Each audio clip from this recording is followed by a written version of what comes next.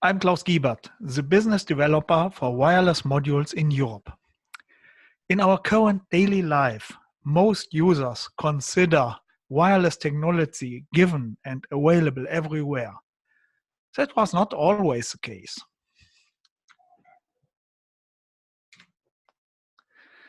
Only around 100 years ago, wireless communication did not exist at all. And only 30 years ago, the first usable cellular phones arrived in Germany. From there on, the features and data rates constantly improved while price for use drops. This is a great situation for normal customers, but it's a nightmare for most professional users. The dark side for them starts once they are installing in field. In less than 2 decades, at least 2 technologies like Modacom or WiMAX disappeared completely in Europe. Both were claimed to be the future for wireless communication once. Comparing this to the situation for customers like in railway use, any change is a nightmare and requires very special certification. Besides the huge involved cost, it's a long-lasting process. Therefore, railway operators try to reduce updates needed to their systems. To help there, the best point to start is consulting and recommending while the initial design takes place. Special knowledge is mandatory for RF design and installation. So right from the initial decision, Advantech and our partners can help you in mastering the challenges for new designs and upgrades. In our team today, we have Jackie Chen, our product manager for wireless solutions, who will introduce you to our product capabilities and the integration support offered by Advantech.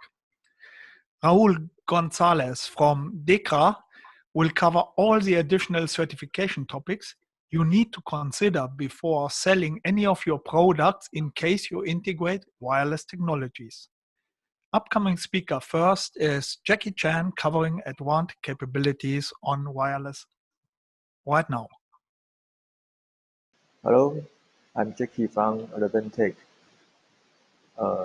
Later, if you have any problem about our presentation and its introduction, please write your problem and we will answer your question online.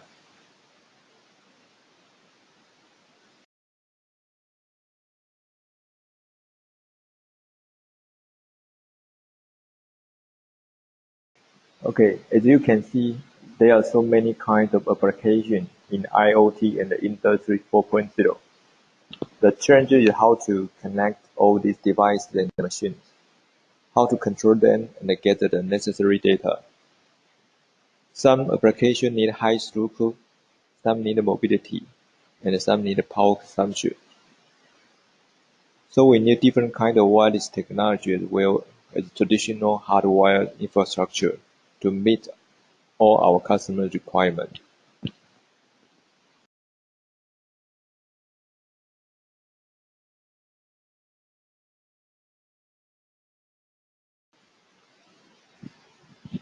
Not all companies are familiar with wireless solutions out there.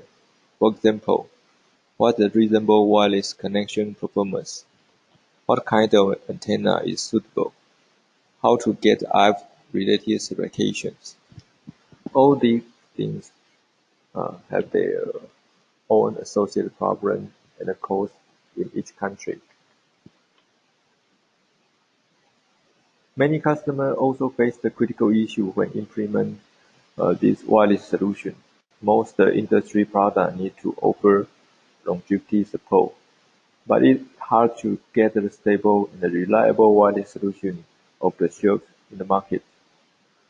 Wireless implementation will need hardware, software, RF certification experts for proper integration.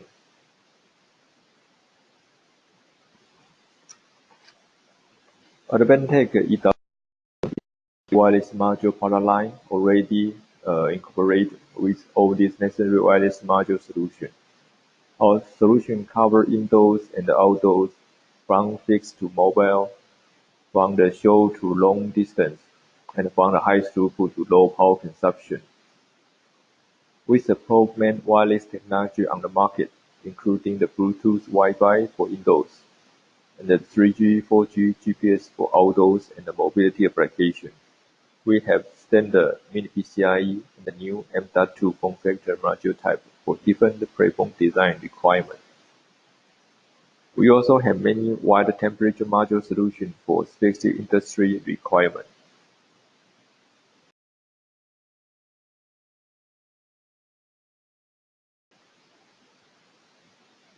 We offer wide temperature wireless module solution EWM W190, W195, and W196, made by a qualified manufacturing process, have 11 AC and support -40 to 85-degree operating temperature. Whether mini PCIe or new M.2 platform, this high-quality wireless module solution will help for military, smart city, and ruggedized application.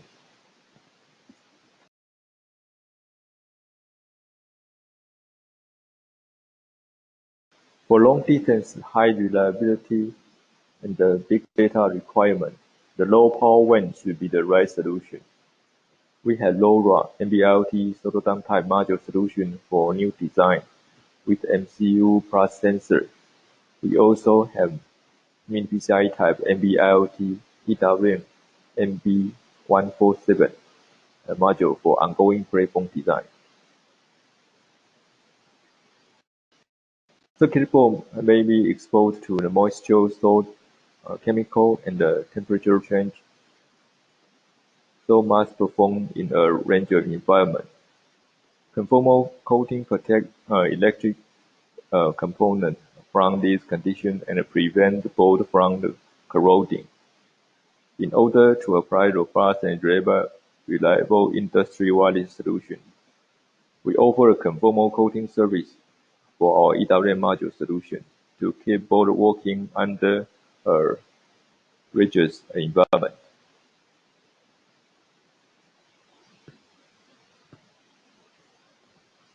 For the embedded market, most platforms, no matter you use ARM or x86, they still reserve a standard mini PCIe connector as the wireless connection solution interface. We have total solution from Wi-Fi 2.4 GHz to 11AC 2x2 combo BT module solution. For new system design, the M.2 will be the next generation main interface. We also offer all kinds of configuration to fulfill all necessary requirements. For ultra-thin type design requirement, throttle-down type module solution should be the right choice. All these Wi-Fi modules have already passed the CE/IEC FCC RF certification. Some modules already have the worldwide regulation report. For mobility and high throughput related applications, the 4G LTE will be the main mature technology in the market for years. We will keep developing no matter mini PCIe or new M.2 342 KB WiFi solutions. From cost performance application, we think LTE Cat 4 and Cat 6 should be good enough for most real-field applications. Of course, the higher throughput solution like Cat 9, Cat 11 will be available soon.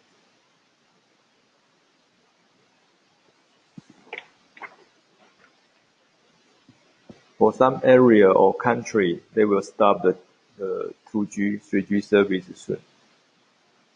So some applications do not need high throughput but need mobility. The LTE Cat 1 plus GPS should be the right solution for this kind of application.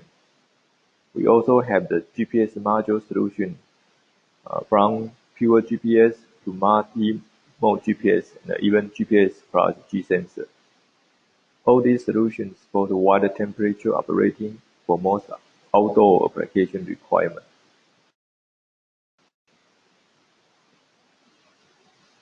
In addition to apply the GPS, 3G, 4G wireless LAN, Bluetooth, and other wireless products that meet the industry application. We are also committed to providing a variety of wireless communication design service. The wireless system still needs software integration and antenna, so learning how to pass and obtain the different wireless certification in various countries is a key concern for our customers. Our professional wireless product team offers a range of wireless services, including software development, antenna selection, and wireless communication application over efficiency of your wireless system. That's our full range professional wireless design service.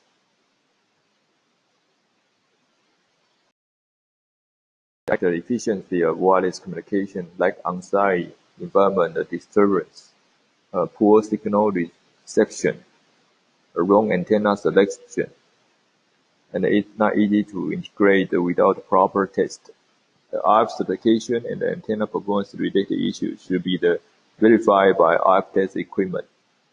Most customers do not have a dedicated RF team and the related RF measurement instrument, like a wireless communication isolation room and the network analyzer. Advantech 11 team, we offer professional RF technical support also. We also have a certification lab partner. We work very close.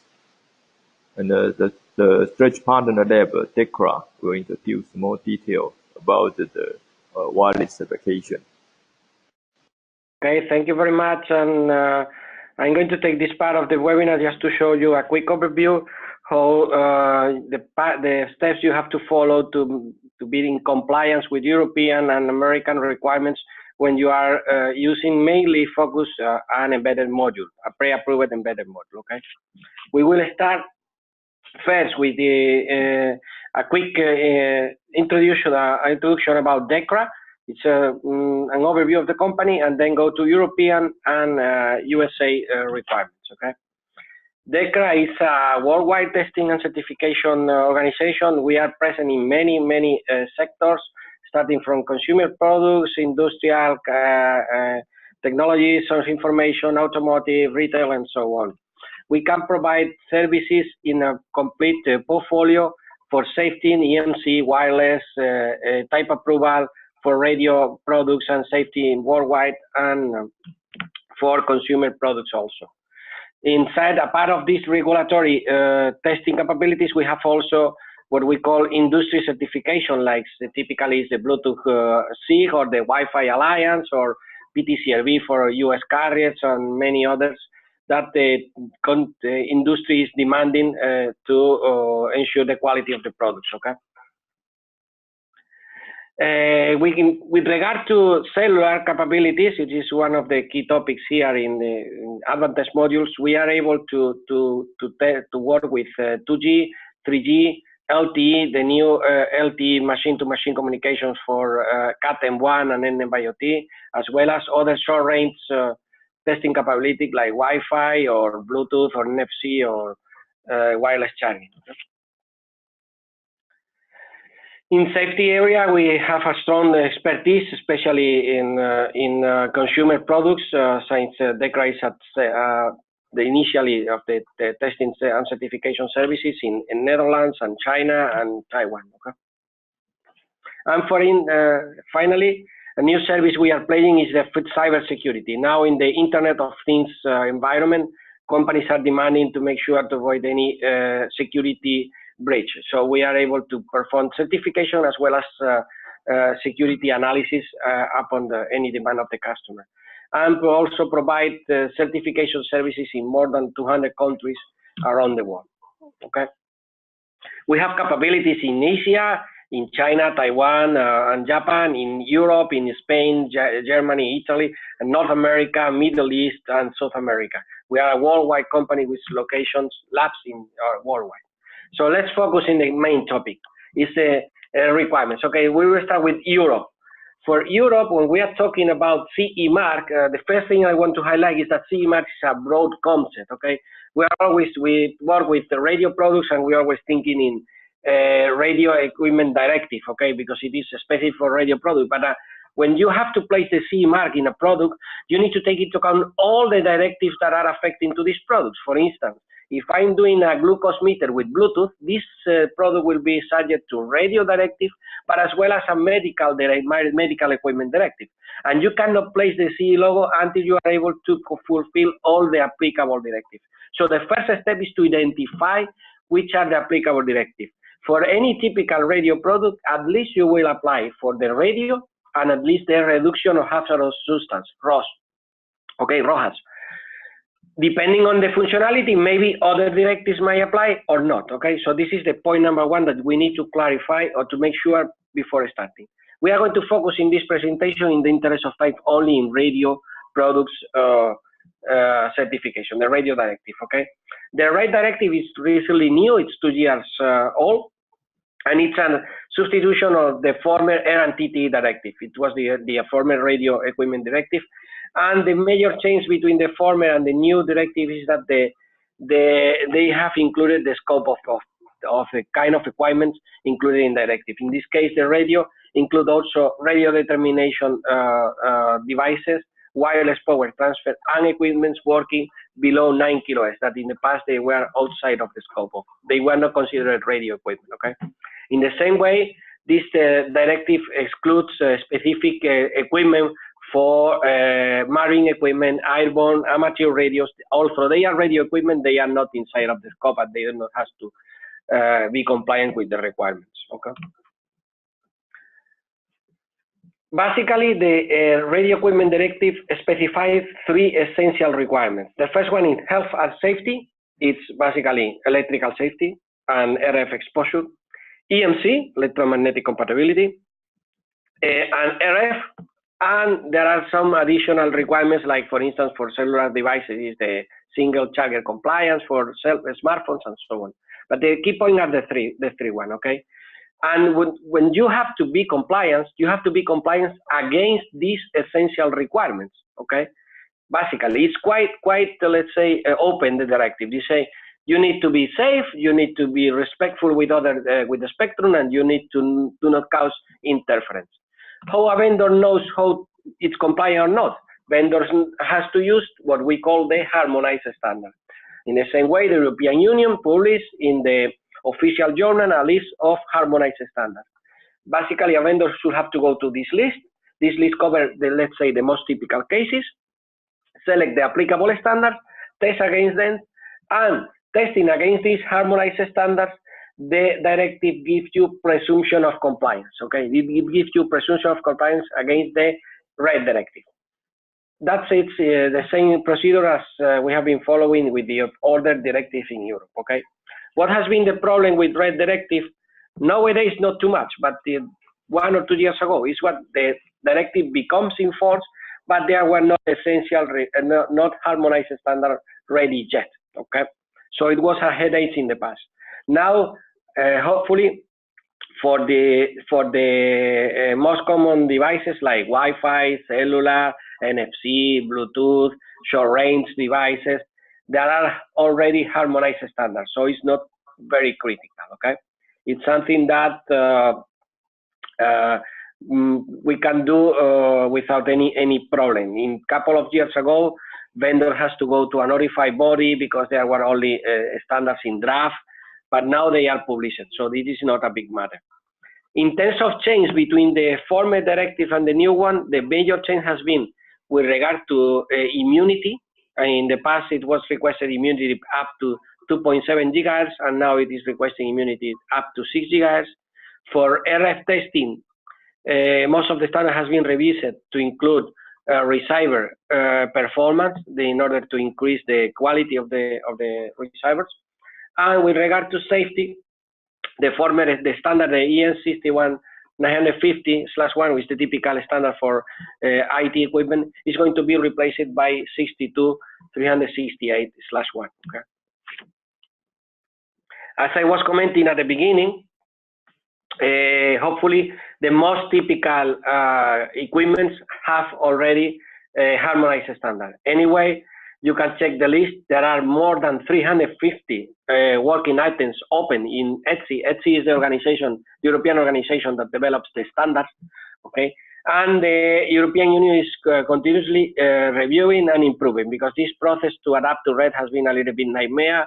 Many of the standards were closed, not totally complete, or with some pendant topics that now they are addressing, okay? When it comes to the certification procedures, as I told you before, we look for standards, harmonized standards, we perform the testing, and now we have to perform the certification. For the certification procedures in European Union, we have two, let's say, options. The first one is the what we call declaration of conformity. It's the Annex 2 in the directive, okay? In this case, it's the vendor who takes the responsibility and perform the testing, review the testing, compile the documentation, sign the declaration of conformity, and store all the technical documentation in company records. This procedure is possible only when there is a harmonized standard published in the official journal in the European Union. What's happened here is that, as I told you before, for Wi-Fi, cellular, and most typical radio technologies, they are already harmonized. So this procedure is possible, okay? The second procedure I will talk later is what we call the notified body. It is mandatory when there is no harmonized standard, okay? You can do, even if there is harmonized standard, you can always go to a notified body, but it's not mandatory. The key point here, when you perform the assessment and the testing, especially when you are using an embedded module, is that in European Union, there is no modular approval formal procedure like we have in US, and we will see later.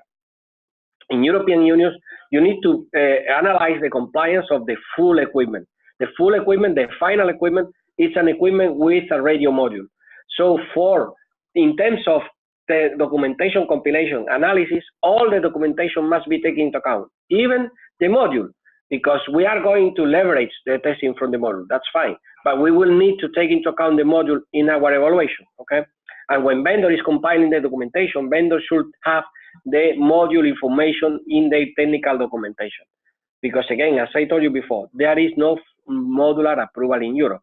So from a certification point of view, the device is a device with a radio, no matter if the radio is implemented with a chipset or with a module. From the radio point of view, we need to analyze the full compliance. What's happened? We are not going to do again the testing for the module because it has been already done by the vendor. So we can leverage at least the RF conducted testing from the module by asking to vendor to provide this report, okay, to share. Normally, the module vendor used to support customer with this, okay, because at the end of the day, it's their business, okay. The second option I was talking before is the notified body, is to request a certificate. Here, what we do is to add one independent third party in the evaluation. This third party is a recognized party by European Commission as a notified body. For instance, NECRA is notified body for this directive.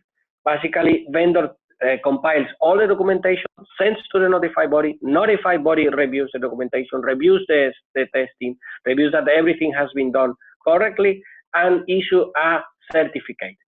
This certificate is like a proof of compliance, okay? But again, the vendor must sign a declaration of conformity, because the final, always in Europe, the final responsible of a product is the vendor, okay? Is how the European Union specifies this legal framework, okay? In this case, will happen the same. If we have an embedded module, the notified body will request the information about the module. It does not mean that the vendor must provide it directly to the notified body, because sometimes the notified body requests documentation which is a little bit, let's say, critical, or they ask for the schematics, they ask for bill of materials of the module, and module vendor used to be a little bit reluctant to share this kind of information, because at the end of the day, they know how. But the notified body is a third party independent, so but the module vendor can send directly the documentation to notified body, and notified body will not share with the integrator, okay? But need it to analyze and review that everything is okay. Well, US regulations. In US, all the regulation is specified in Code of Federal Regulation number 47. This code can be divided in two parts, let's say. One part is the technical requirements for testing, is the typical FCC Part 15B, or the RF technical requirements like 15C for Wi-Fi, Bluetooth, and non-licensed products, or Part 22, 24, 27, 19 for cellular products. And all here is all the, let's say, test spec for testing. And in Part 2, there are, the FCC specifies the compliance procedures, okay? Basically, we have to divide the compliance procedure in two parts. The first part is for the unintentional radiator. It's the part subject to a, let's say, non-radio product side.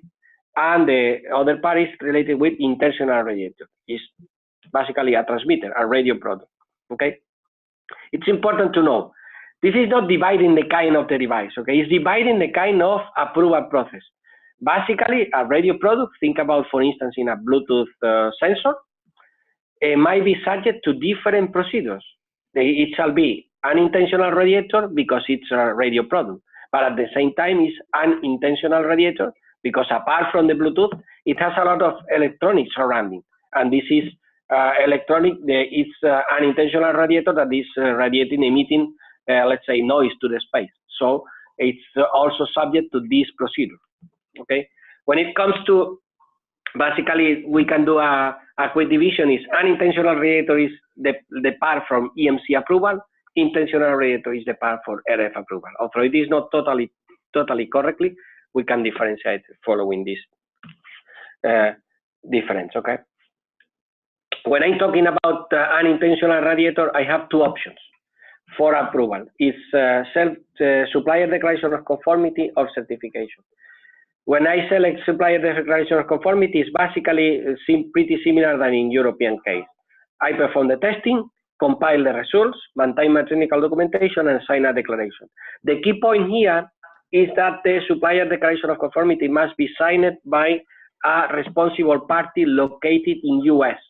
It must be present. This responsible party can be the importer, the retailer, the seller, the manufacturer, but must be located in US.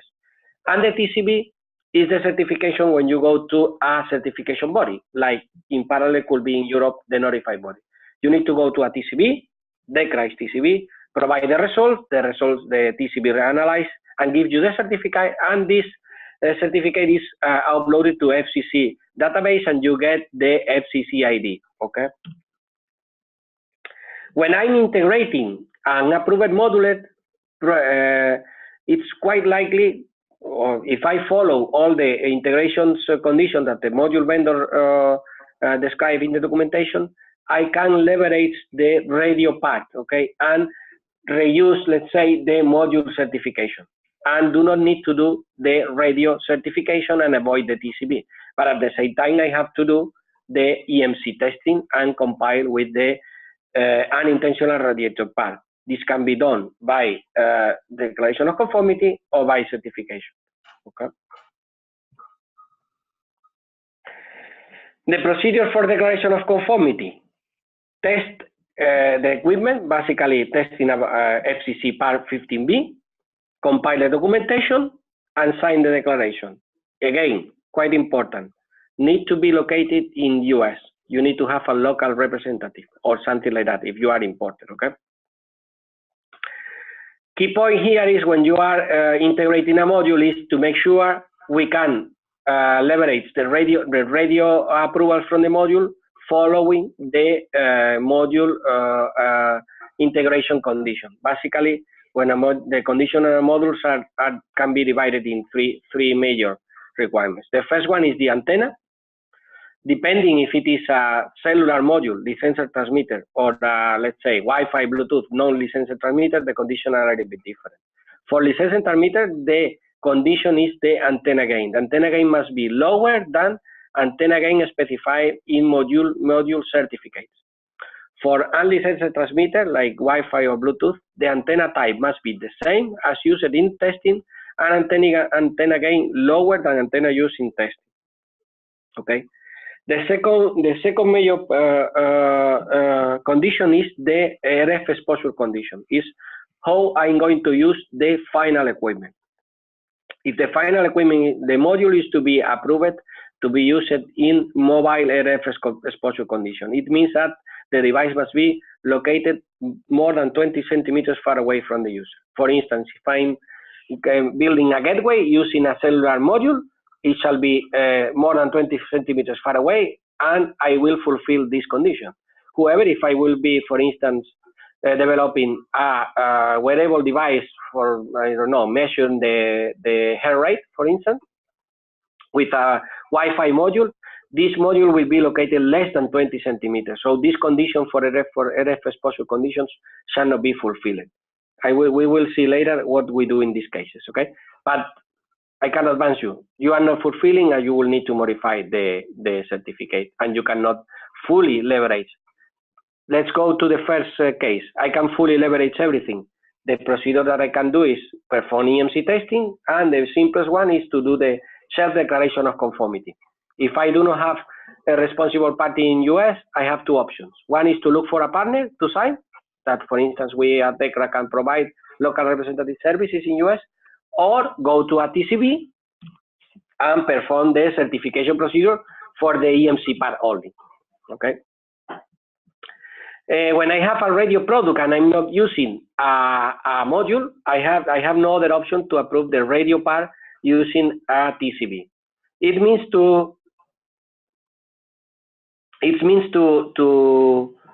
you have to perform testing, and you have to perform all the procedure, which the cost is higher compared with if you are using an approved module, okay?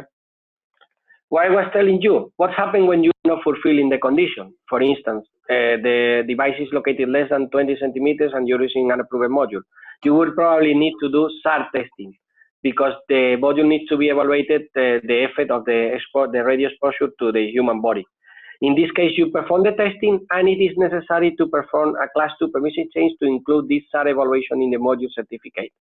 This will request the collaboration of module vendor, either to transfer the grant to vendor or to apply for the class 2 permission change on behalf of the integrators, okay? And this is pretty quick, but overview. Any question is welcome. I know that probably you have many questions, because this topic needs several times, okay, but try to cover the most critical points. Thank you, and questions are welcome.